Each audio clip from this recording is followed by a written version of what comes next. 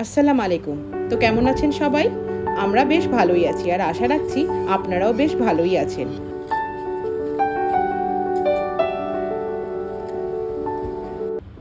আজকের ব্লগে শেয়ার করব husband recently new country move করেছে আর আমরা তিনজনে এই কলকাতাতেই এখন আছি।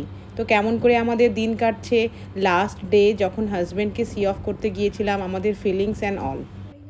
আর্লি মর্নিং ফ্লাইট ছিল, তাই বাচ্চারা না চাইলেও টানতে টানতে ওদেরকেও উঠিয়েছি পাপাকে সি অফ করতে দেওয়ার জন্য।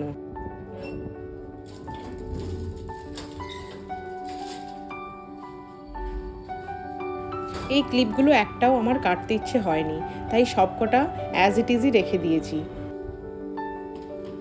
2016-এ সারাকে নিয়ে যখন আমি সৌদিতে ফার্স্ট মুভ করেছিলাম, তখন থেকে 2020 অ্যান্ড 2024 অবধি আমরা পুরো একসঙ্গেই থেকেছি। এই প্রথম হাজব্যান্ড আমাদের ছেড়ে চলে যাচ্ছেন বিদেশে। এর আগে যদিও ব্যাঙ্গালোরে শিফট করেছিলেন, বাট ওটা টেম্পোরারি ছিল। বাট এবার এটা পার্মানেন্ট, মানে হাজব্যান্ড ওখানে গিয়ে সেটেল হয়ে যাবে। আমার বেবিরা 100% হয়তো বুঝতে পারছে না, তবে ফিল করতে পারছে যে পাপাকে ছেড়ে এখন মাম্মার সঙ্গে একাই কলকাতায় থাকতে হবে। আগের দিন রাত্রিবেলা ওরা অনেকক্ষণ ধরে ছাদে পাপার সঙ্গে অনেক খেলেছে, আর আমাকে বারবার জিজ্ঞেস করছিল, মা তোমার পাপাও কি তোমার সঙ্গে এভাবে খেলতো? তোমার পাপা কি এরকম তোমাকে আদর করতো? আমি শুধু ওদের অ্যান্সার করেছি যে না, সবার পাপা ডিফারেন্ট হয় আর সবার কাছেই সবার পাপা স্পেশাল হয়। তোমার পাপা তোমার সঙ্গে খেলছে, আমার পাপাও অনেক কিছু আমার সঙ্গে স্পেশালি করতো, যেগুলো শুধু আমার পাপাই করতো।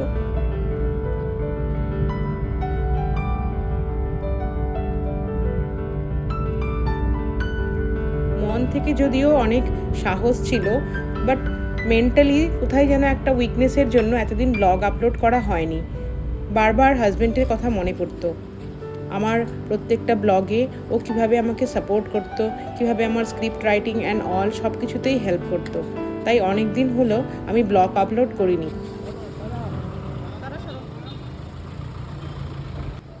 জীবন প্রবাহমান, কোনো কিছুর জন্য থেমে থাকে না, তাই আমরাও ধীরে ধীরে স্বাভাবিক হয়ে উঠেছি। ছোট বাচ্চারা কিন্তু খুব স্মার্ট হয়। নু ধীরে ধীরে একটু একটু বুঝতে শিখে গেছে যে বাবা এখন চলে যাচ্ছে, এখন আমরা একাই থাকবো। আর আমার বায়না দুষ্টুমি দেখার আর কেউ নেই, আমাকে নিয়ে বাইকে ঘোরারও কেউ নেই।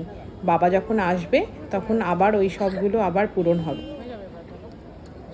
বাচ্চাদের রেইজ করার জন্য বাবা এবং মা দুজনেরই সমানই প্রয়োজন।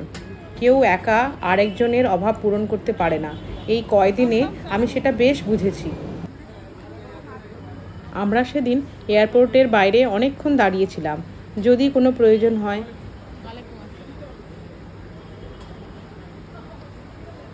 বেবিরা একটু একটু করে মন খারাপ করা শুরু করেছে। ওদেরকে এবার বাড়ি নিয়ে আসা একটু ডিফিকাল্টি হয়েছে আমার জন্য। যখন ওদের বললাম যে পরে আবার আসবো, যখন পাপা আমাদের ভিসা এবং পাসপোর্ট সব রেডি করবে তখন আমরা যাব, এখন আমাদের জন্য নয়, তারা ধীরে ধীরে দেখলাম বেশ বুঝে গেল। কুয়েত যাবে? কুয়েত যাবে? তারা কুয়েত যাবে? এখনই যাবে?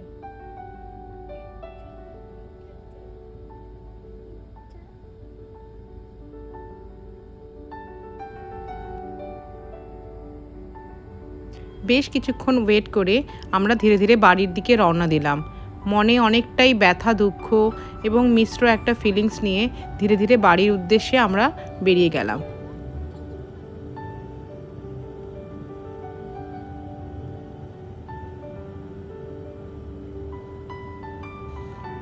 এখন বাড়ির পুরুষ মানুষ বলতে নু, ম্যান অফ দ্য হাউস, তাই উনি লিফট খুলছেন দায়িত্ব সম্পূর্ণভাবে।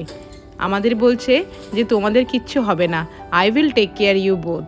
যা শুনেই শান্তি। ছোট্ট ছোট্ট বেবিগুলোকে যেভাবেই ট্রেনিং দেওয়া হয় তারা যেন সেভাবেই শিখে ওঠে। পাপা ওকে বারবার বলেছে আর বায়না করবে না, জেদ করবে না।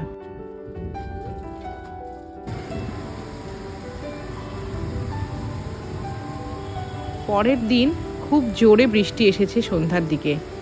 বাচ্চারা বেশ এনজয় করেছে বৃষ্টির মধ্যে।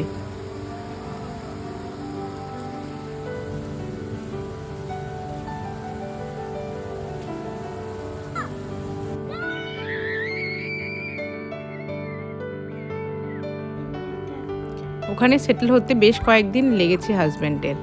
আমরা জিজ্ঞেস করাতে এই ভিডিও ক্লিপটা পাঠিয়েছে। আপনাদের সঙ্গেও শেয়ার করে নিচ্ছি কুয়েতের শহর এবং রাস্তাঘাট কীরকম দেখতে।